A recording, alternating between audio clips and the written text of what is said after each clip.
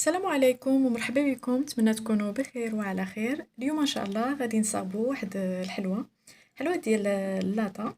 غير غنديروها دائريه، بيضه وحده فقط. والمكونات بسيطه بزاف، كتجي مرمله وبدون مكسرات وبالمربى. كنتمنى الحلوه ديال اليوم تعجبكم، كتجي لذيذه بزاف. غادي ندوزو مباشرة باش نشوفوا المقادير والطريقة. إذا على بركة الله، عندي هنا واحد الإناء. أنا درت شوية ديال القشور أولا زيت ديال الحامض، هو باش غادي نكه هاد الحلوة. ضفت رشيشة ديال الملح، عندي واحد البيضة بحرارة المطبخ. غادي ناخد واحد 3 المعالق كبار ديال السكر حبيبات أولا سكر سنيدة ممسوحين. بما أننا غادي نستعملو فيها المربى يعني كحشو، غادي نعصر شويه ديال الحامض اولا شويه ديال السيترون. اللي بغا يستعمل النكهه ديال الفاني يمكن له يستعملها. انا هاد المذاق ديال الحامض تواتى بزاف مع هاد الحلوه.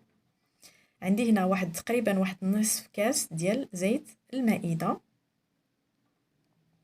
كنخلطوا الكل بحال ديما. المقادير في المتناول.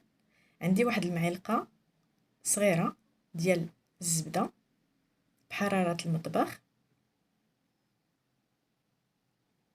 ضفتها للخليط ديالي. فاش كتكون بحراره المطبخ دغيا يعني كتخلط ليا، كنلقاش معها صعوبه.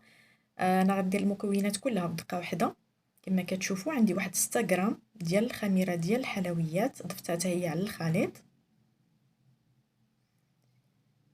وغادي نبدا نضيف من بعد الدقيق بالتدريج. ضروري يكون العجين رطب باش كتجي العجينه مرمله وكتجي يعني مزيانه، ما كتجيش قاصحه.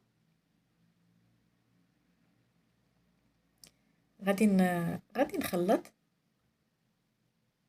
حتى نحصل على عجينه متماسكه ورطبه.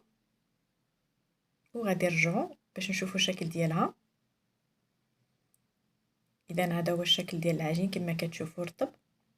غادي ناخذ واحد اللاطه. انا ناخذ لاطه دائريه، دهنتها بالزبده اولا بالزيت ورشيتها بالدقيق.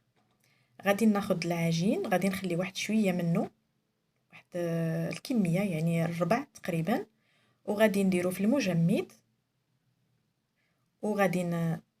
غادي نبسط العجينه بحال هكا كما تشوفوا غير بيديا فقط.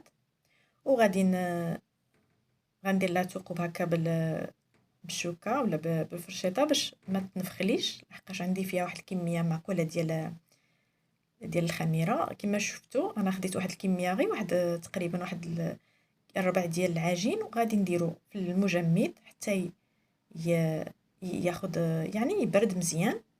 بالنسبه للمربى، انا عندي هنا المربى ديال الفريز، يعني اي مربى يمكننا نستعملوه كحشو ديال المشماش اولا انا هذا اللي كان عندي متوفر. انا ما غنديرش كميه كبيره، اللي كيعجبو يعني الطبقه تكون كبيره بزاف غيستعمل كميه اكثر. انا فقط درت واحد 3 المعالق فقط باش ما تجيش حلوه عاوتاني اكثر من القياس. بالنسبه للعجين اللي درته في المجمد، قبت واحد الحكاكه صغيره وغادي نحك من الفوق باش ما نستعملش طبقه اخرى ديال العجين.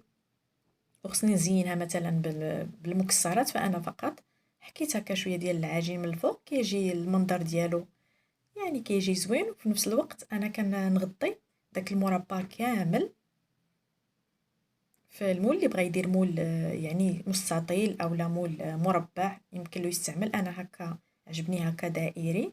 غادي ندخلو للفرن اللي مسخن من قبل بواحد 10 دقائق. غادي نحمرها من التحت ومن الفوق، كتجي على هذا الشكل هذا. يمكن لي نقطعها طريفات صغار، انا قطعتها هكا مرصويات كبار.